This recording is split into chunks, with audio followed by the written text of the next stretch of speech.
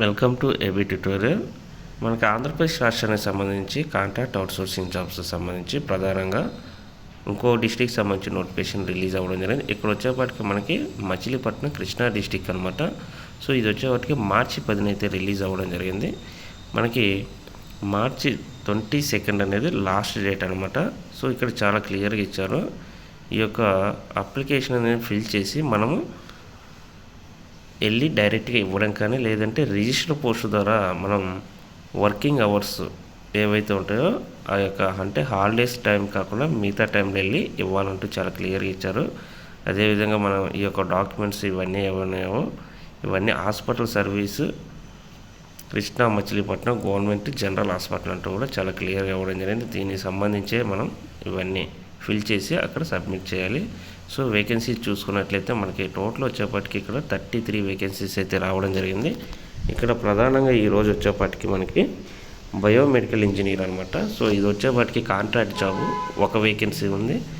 Radiographer, lab technician grade 2, ఇక audio మెట్రీషియన్ ఇవన్నీ కూడా కాంట్రాక్ట్ జాబులు అనమాట. ఇంకా కౌన్సిలర్ కానీ ప్లంబర్కి ఐటీఐ ఉండాలి, OT assistant, medical record assistant, GDA లేదా ఎంఎన్ఓ లేదా ఎఫ్ఎన్ఓ ఇవి వచ్చేవాటికి 16 వేకెన్సీలు ఉన్నాయి. ఆఫీస్ సబార్డినేట్ వచ్చేవాటి 2, మొత్తం టోటల్ వచ్చేవాటికి 33 వేకెన్సీ అయితే మనకి ఇవ్వడం జరిగిందనమాట. సో దీనికి సంబంధించి క్వాలిఫికేషన్స్ అయితే చూద్దాం. బయోమెడికల్ ఇంజనీర్ కంపల్సరీగా ఈ బయోమెడికల్ బీటెక్ బయోమెడికల్ ఇంజనీరింగ్ ఇవి చేసి ఉండాలి. డిప్లొమా సంబంధించి కూడా ఎలిజిబుల్ అనమాట.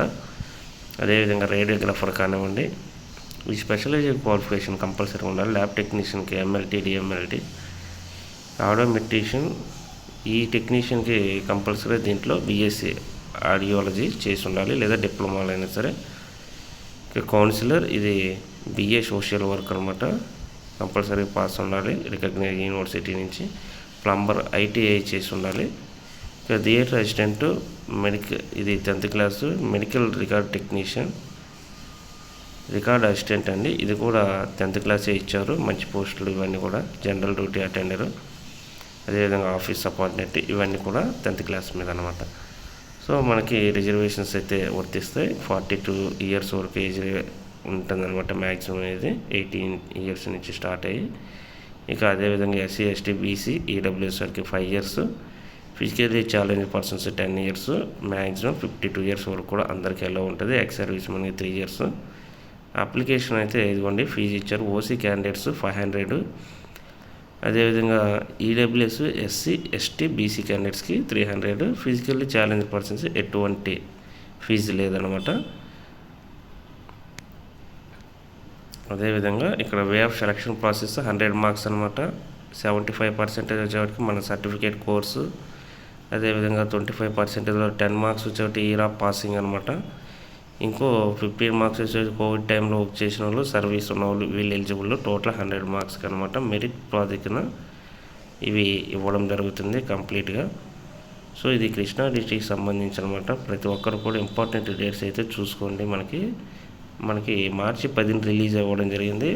22 లాస్ట్ డేట్ అనమాట. సో ఇంపార్టెంట్ లిస్టులు చూసి మనం అప్లై చేసుకోవాలి 1కి 2 సార్లు. ఇదిగోండి అప్లికేషన్ ఫామ్ అనమాట. ఇది బయోడేటా ఫిల్ చేసేసి మనం ఈ యొక్క సర్టిఫికేట్స్ ఉంటాయి 10th క్లాస్ కానివ్వండి, అదేవిధంగా స్పెషలైజేషన్ కోర్సు ఉన్న స్పెషలైజేషను, అదేవిధంగా క్యాస్ట్ సర్టిఫికేట్స్, ఈడబ్ల్యూఎస్ సర్టిఫికేట్స్, అదేవిధంగా సర్వీస్ ఉన్న వాళ్ళు సర్వీస్ సర్టిఫికేట్స్, వీటితో పాటు ఆధార్ కార్డు ఒకటి, ఇవన్నీ కూడా మనం సైన్ చేసి ఈ అప్లికేషన్ ఫామ్ ఫిల్ చేసి పిన్ చేసి వీటిని మనం పోస్ట్ ద్వారా కానీ లేదా వాళ్ళకి ఫిజికల్లీగా వెళ్ళి మనం ఇవ్వడం కానీ చేయాలన్నమాట. 22 మార్చి లాస్ట్ డేట్ కాబట్టి సో బయోడేటా అంతా చదివేసి క్లియర్గా ఫిల్ చేసి మనం అక్కడ ఇవ్వడం మంచిది. సో ప్రతి ఒక్కరు కూడా ఎలిజిబుల్ క్యాండిడేట్స్ ఎవరైతే ఉంటారో వాళ్ళందరూ అప్లై చేయండి. ఇంకా ఎవరైనా తెలియని వారు ఉంటే వాళ్ళందరికీ కూడా ఈ ఫిల్ చేసి ఈ చెక్ లిస్ట్ కంపల్సరీ అండి, చాలా జాగ్రత్తగా ఫిల్ చేయండి. మీకు ఉన్నాయన్నీ కూడా ఎస్ అని పెట్టండి, లేని వాటికి నో అని పెట్టేసి సబ్మిట్ చేసేయండి అనమాట. సో ప్రతి ఒక్కరు ఇంకా తెలియని వారికి షేర్ చేయండి. Thank you.